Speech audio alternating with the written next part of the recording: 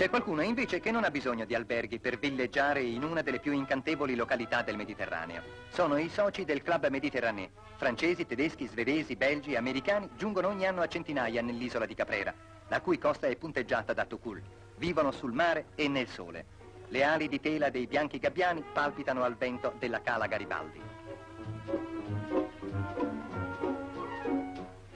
Per i novizi del timone vi è una scuola. Si diventa lupi di mare in poche lezioni. E quando si porta in gita al largo una ragazza non si corre il rischio di perdere la bussola. La pesca subacquea è un'altra delle attrazioni del club. Lo zucchero invece attrae i somarelli sardi. Ne sono talmente ghiotti che lo mangiano con tutto il sacchetto di carta. Qui sono in due a fare l'asino a Louise e la francesina può dedicare a loro il suo tempo. Infatti per mantenersi snella non ha bisogno di seguire i corsi di ginnastica. Tra un bagno e l'altro decine di signore e di signori combattono strenuamente la pinguedine. Come disciplinati soldatini della linea, fanno ogni giorno le loro grandi manovre: ginnastica a corpo libero, torsioni del busto e delle gambe, flessioni.